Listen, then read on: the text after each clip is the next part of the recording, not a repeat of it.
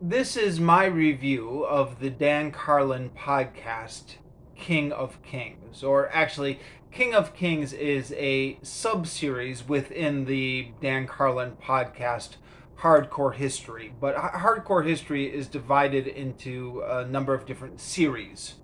So this is episodes 56, 57, and 58 within Dan Carlin's podcast, Hardcore History, which makes up the series King of Kings. I believe it's labeled King of Kings 1, King of Kings 2, and King of Kings 3, but the whole series we can call King of Kings. Now, I'm going to start off with the obvious question, which is why would anyone want to listen to me talk about the podcast instead of just going to the podcast itself and listening directly to the podcast? And to answer that question, you probably wouldn't. So I'm going to put the link in the description down below. There are a few different ways you can access it. It's on YouTube. So I'll put the link to the YouTube episode down below. You can go and click on that. There are 3 episodes. I'll just link to the first one, and then you can find the others yourself. Or you can just go to Google and search Hardcore History, Dan Carlin. Listen to the episodes on the Google Podcast Player or whatever podcast player you prefer. And King of Kings starts with episode 56. I'm reviewing it just because I am in the habit on this channel of reviewing everything I read or listen to. It's a quirk I have. But you are under no obligation to listen to me babble on. Just go to the source and listen to that instead. Okay, that caveat out of the way, I'm gonna babble on. Oh wait, sorry. One thing. The Hardcore History podcast has much of it is behind a paywall, so you have to pay to buy the episodes. I was just checking at the website, and I think at the moment they're priced for $2.99 per episode, and then some of the series will run together for more. But some of the episodes are behind the paywall, and some of them aren't. And I was searching around trying to figure out what the logic of what that was. Why were some of them behind the paywall and why were some of them not? I looked on Wikipedia, I looked around the website, I can't find anything other than the obvious answer, which is for some reason it suits Dan Carlin's business model to offer up some episodes for free and some behind the paywall. King of Kings, I think it's changed over time as well. Because I think some of those episodes he released on his YouTube channel, and then he deleted those episodes and made them unavailable again. I'm thinking particularly of Prophets of Doom, which is an episode he did about a Mennonite town which went a little bit crazy with religious fervor. It's interesting if you can track it down. It was on his YouTube channel at one time, and then he took it off. Along with a couple other episodes. So it may change over time, but at the moment, if you go to his podcast feed or his YouTube channel or whatever, the very first episodes that are available for free start with episode 56. So it starts with the King of Kings series. Okay, now I'm going to babble on about this. So I was recommended this by a friend who came into work one day, friend and coworker, came into work one day telling me about this amazing podcast he was listening to about the Persian Empire. And I was moderately intrigued. So my background, probably similar to a lot of people's background, is I first learned about the Persian Empire through Bible studies. In my case, I went to Sunday school, but I also grew up in a Christian school where we had daily Bible study, where we would study the Bible and learn about the stories and the history. The Persian Empire was one of those big empires that came in and affected a number of the stories in the Old Testament. Book of Daniel, Book of Esther, Book of Ezra, Nehemiah. I think a number of the minor prophets talk about the Persian Empire. So it figured into the Old Testament, but it was always something mysterious, and Eastern and exotic. And Dan Carlin even mentions in his podcast, talking about the Book of Daniel, when the Persian Empire is introduced. He says in his podcast, and I believe he's absolutely right. It's a really creepy story, where the Babylonian kings are drinking with the goblets from Solomon's temple, and they're toasting to other gods with the goblets from Solomon's temple. And then this disembodied hand comes out and writes on the wall. And then the Persian empires come in as God's avengers, and told with a bit of mystery in the Bible that always attracted my imagination, and was just interesting or mysterious enough that was the type of thing that intrigued me.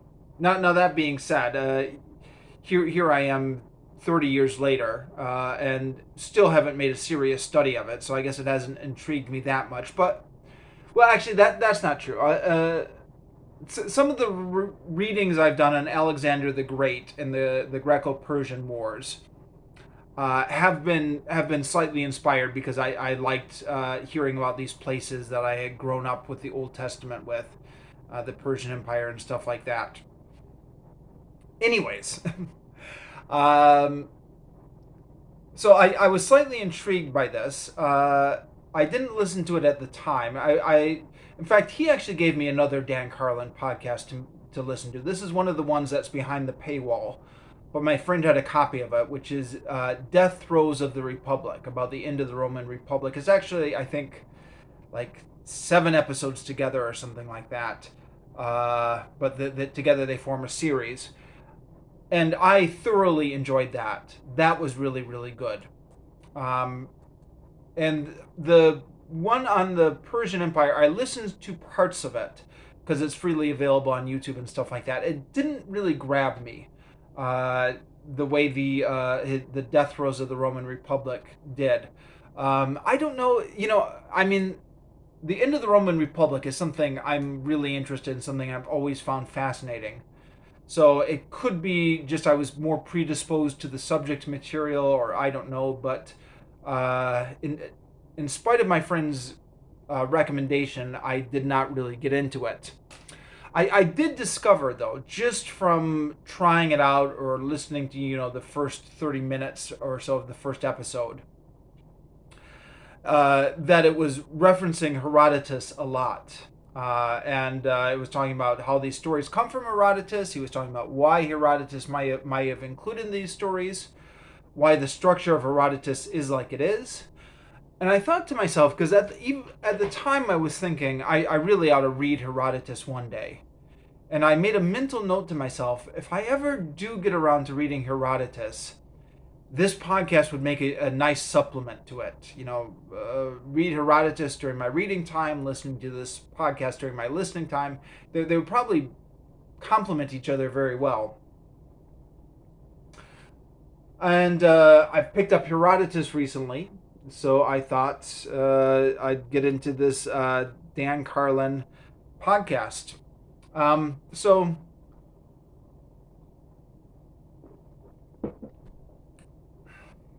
Yes, this King of Kings podcast, I did not enjoy this nearly as much as I enjoyed Death Throes of the Republic. In fact, I might be a little bit meh on his King of Kings podcast. And I say that with a bit of caution, because I know Dan Carlin has a lot of fans. There are tons of people who haven't heard of him as well, but that's the nature of podcasting, isn't it? It tends to attract cult followings. Even the biggest podcasters aren't famous in the sense that other celebrities are famous, but they have their loyal cult following. And I think Dan Carlin definitely has a big following, and people who obviously are willing to pay for his content and keep him in business.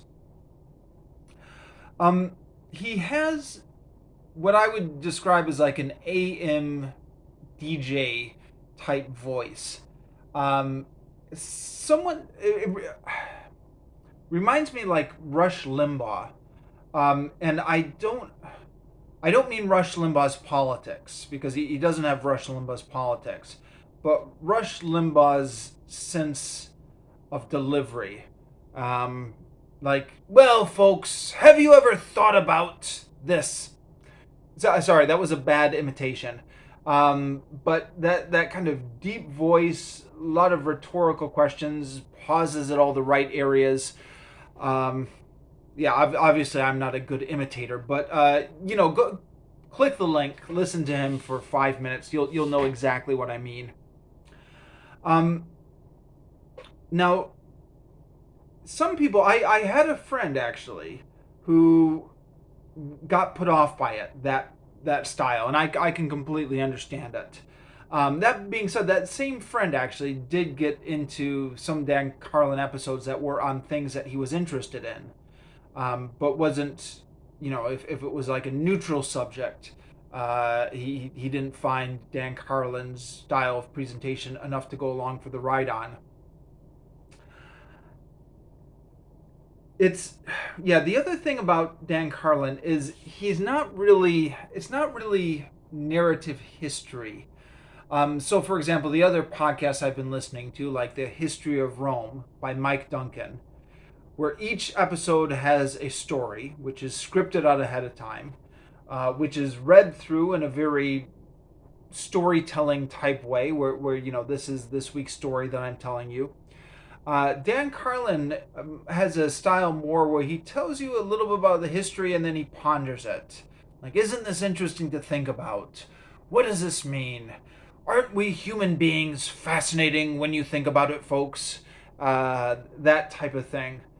Um, and Again, that did not bug me nearly as much in the death throes of the Roman Republic, which I quite liked. But that could be because Death Throes of the Roman Republic was much more about political and social history, which is much more up my alley. And King of Kings is a little bit more about military history. Not all of it. There's some biography and dynastic succession and stuff like that mixed in with them, but there's a lot of military history. And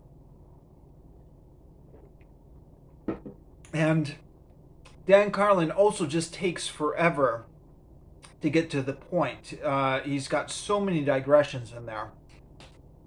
And I don't know, maybe it's fitting that King of Kings is drawing on Herodotus so much, because Herodotus is famous for all his digressions and never getting to the point. So maybe that's fitting. Who knows?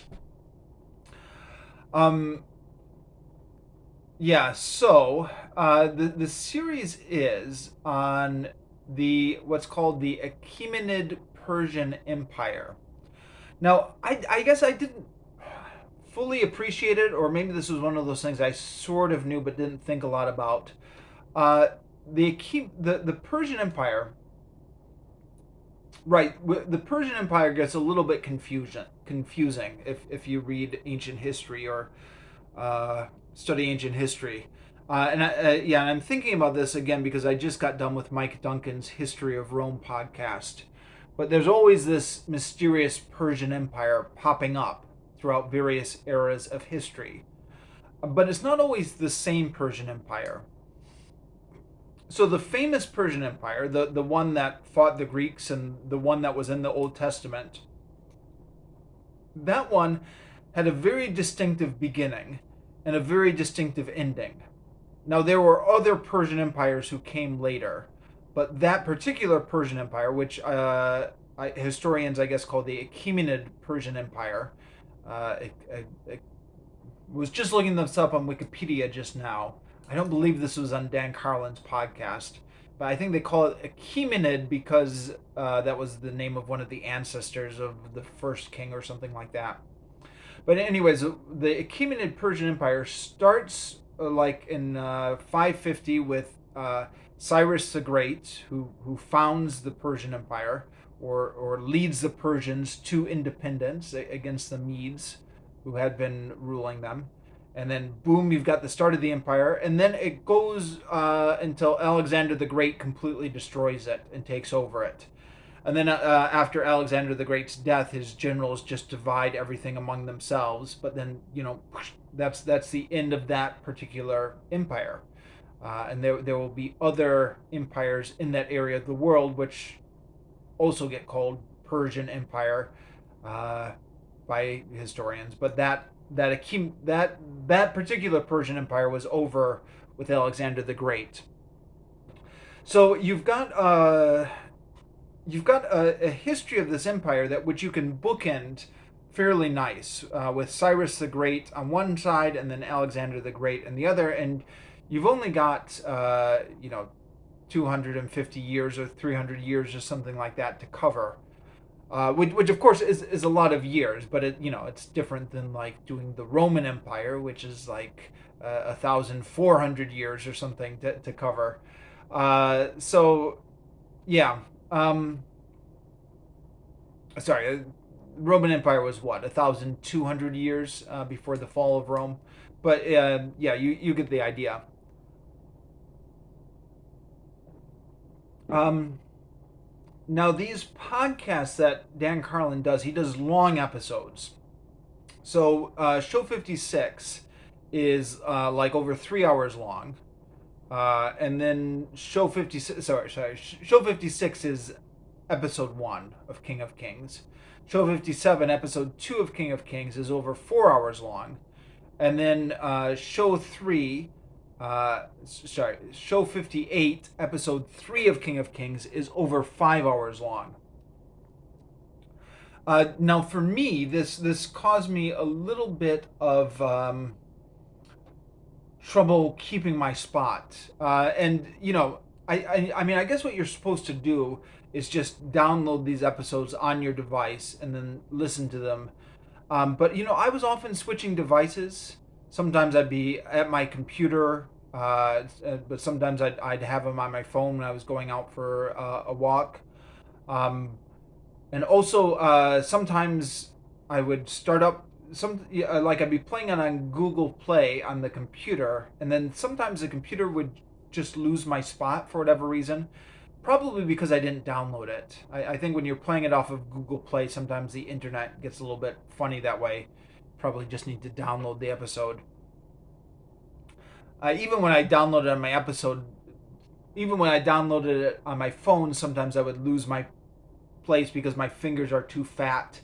So I'd go to press play, but I'd accidentally rewind the episode back to the beginning or something like that.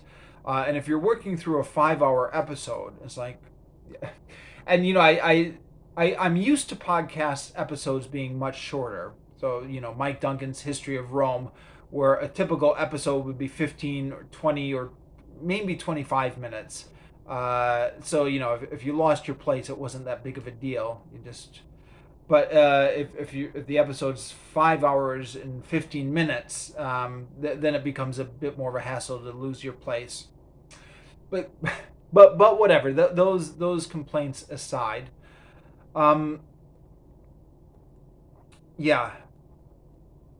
Episode 1 starts off. Dan Carlin's got a lot of digressions, like I said.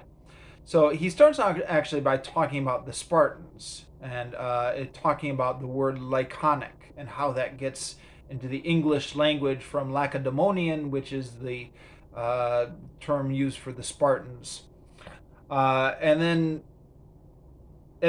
mean, this is a series about the Persian Empire, right? So he's just going on all these digressions and going all around.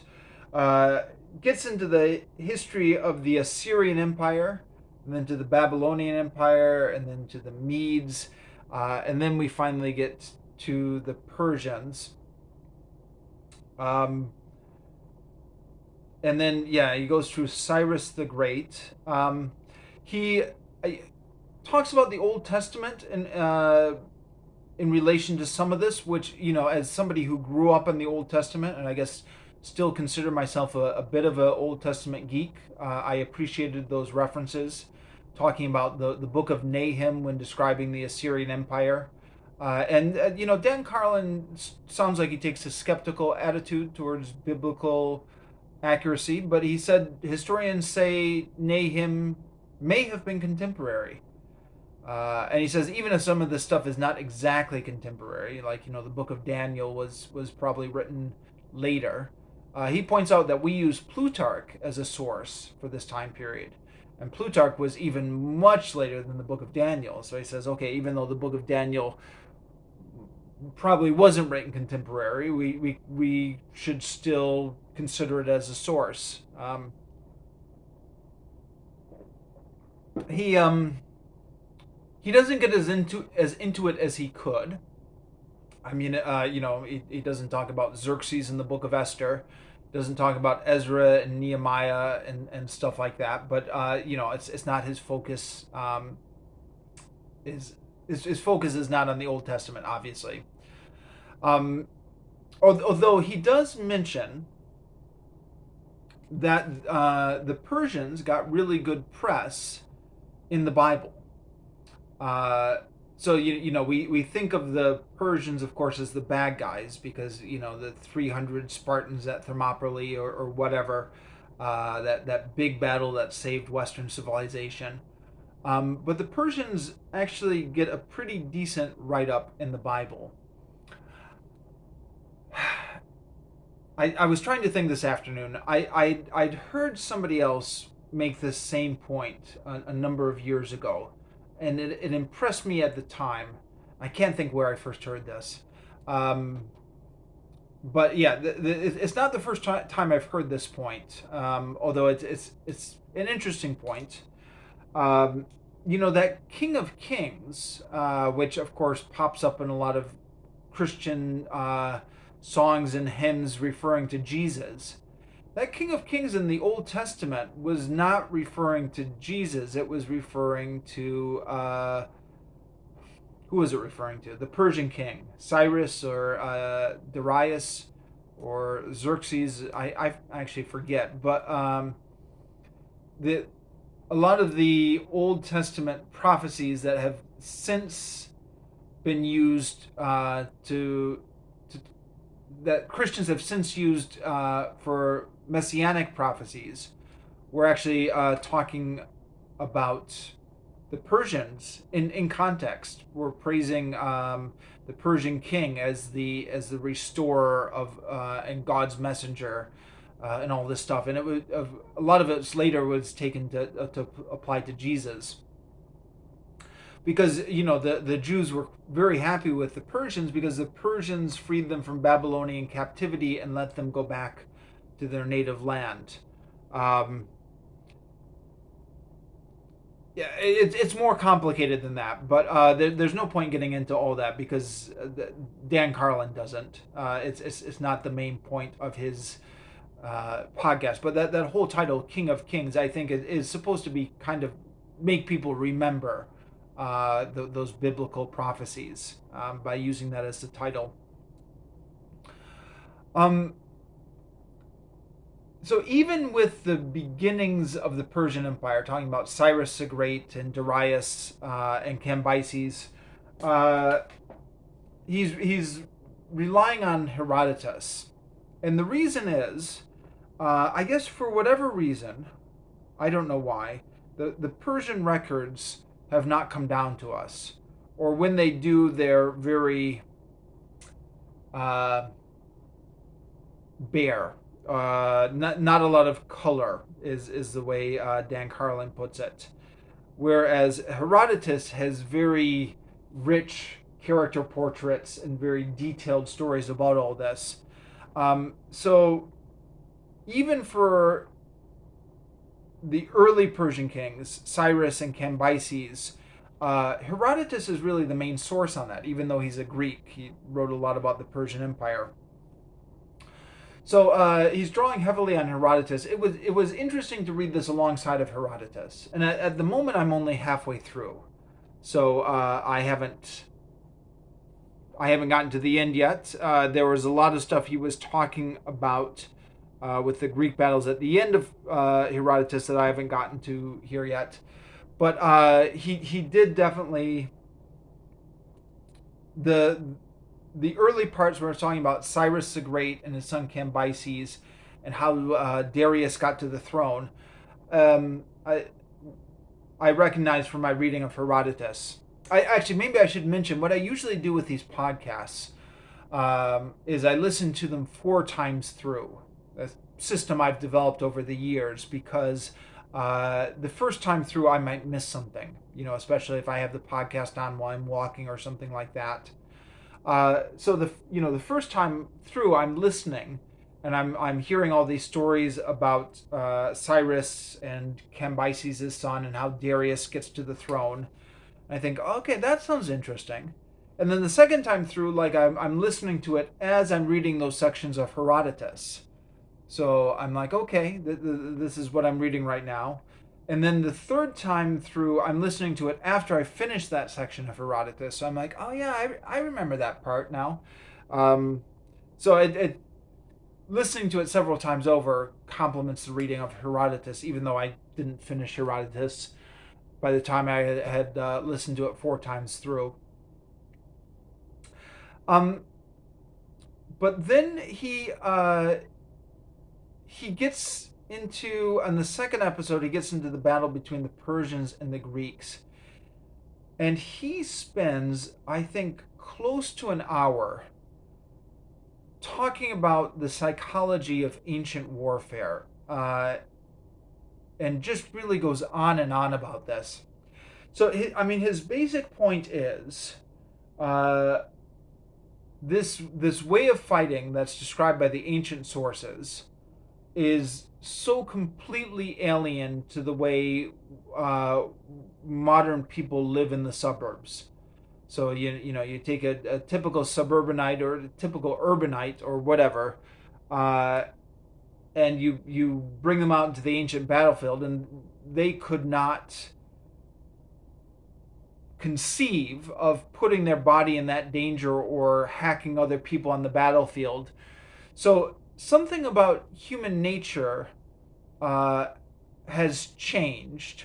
Human nature hasn't changed. Human nature, this is a point he emphasizes in his podcast. Human nature is obviously a constant, but something about human conditioning has obviously changed through the years. Now, I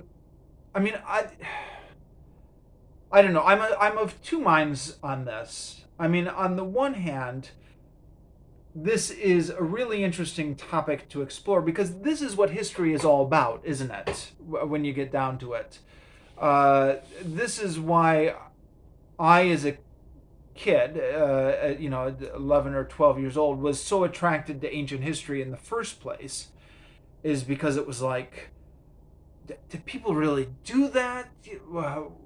How can you imagine it? Just trying to wrap your head around all these stories, thinking this was what life was like back then. That was so barbaric, but so fascinating in that way. So it's a central question of history, right? It's why we read or study it in the first place, is to try and figure out what are the constants of human nature or human conditioning. What are the variables? How have we changed over time? How have we not changed? And what would it take to go back to that, or could we go back to that, or all these different things. So on the one hand, when he's going on and on and on about that for like an hour in the second episode, you think, well, okay, he's asking the big questions. But on the other hand, I thought, okay, these are fairly basic observations. Like, these are the kind of questions you ask yourself anyways when you're 11 years old and you're reading these ancient history stories. And anyone who's an adult has already contemplated this numerous times. So to a certain extent, we don't need Dan Carlin to lead us through all these obvious questions about what ancient battles were like, and how human nature fits into that. It's something we instinctively think of. Um, he raises a lot of questions, and to his credit, he's well read, and he brings in expert historian opinion on all the different questions that he raises. But he doesn't really provide any answers. I mean, to be fair, possibly there are no answers to provide. But you get to the end of the hour and you think, okay, he's not really advanced the ideas any. Interesting stuff to ponder, maybe. The other thing is, over the course of this massive podcast, 3 hours for the first episode, 4 hours for the second episode, over 5 hours for the next episode, he repeats himself. I'm suspect this is unintentional. He's I'm not exactly sure what his process is, but he's obviously not reading off of a script. Perhaps he has notes in front of him about points that he wants to hit, because there's his style of delivery is smooth. He doesn't stutter, or he doesn't get lost in thought, or he doesn't lose where he's going. The narrative is definitely on some sort of track, but yet there seems to be a fair amount of ad-libbing, and this results in a lot of stuff getting repeated over the course of this huge amount of time. And yeah, with all the different digressions and stuff like that, I don't know. It depends a little bit on the mood I was in. So, like, if I've had a couple cups of coffee and it's in the morning and I'm doing the dishes and I put on the podcast and I'm like, okay, give me some useful information, feed my brain, and it's just Dan Carlin saying, well, folks, did you ever think about how rough ancient battle really was? I mean, when you really think about it. I mean, think about it. And I'm thinking, well, just get to the point. This isn't useful information. But then in the evening, when I'm doing my exercise walk, and I've got the headphones on and I'm walking, I'm in a more relaxed mood, then I'm kind of like, yeah, I'm kind of digging how he's just thinking out loud here, and I'm along for the ride, and I'm just getting carried along with his train of thought. So for me, it depended on what mood I was in. But it is not a smooth narrative. It is a little bit of story, him musing for a while, sometimes him musing for points on for an hour or more, or something like that. And then a little bit of story again, and then back to it, and he'll bring in the historians to talk about the likelihood of these stories and stuff like that. I think my own preference would have been something with more of a stronger narrative. I like a good story when I listen to history. And I felt like, again, Death Throes of the Republic had a stronger narrative. It included some of the Dan Carlin musings as well. I don't know. Maybe I'm just misremembering. Maybe I enjoyed Death Throes of the Republic more because the musings were on topics I was more interested in. Like whether the ancient Roman populists were at all similar to modern day reformers or not. I thought that was an interesting topic. But yeah, I'm not reviewing Death Throes of the Republic today. I'm talking about his other podcast. So yeah, all in all, well, the thing is, it's free. It's on YouTube for free. It's on Google Podcast Player for free. Go and check it out. If you're interested in history, and if you're interested in this kind of stuff, go and check it out. I'm glad I listened to it. I picked up some interesting things with it. I found it very useful as a supplement to Herodotus. So if anyone out there right now is just picking up Herodotus and starting to read it, go check go check out Dan Carlin's podcast. I think it complements it very nicely. So it's not a strong recommend, but it's a recommend. On the whole, I'm glad I listened to it.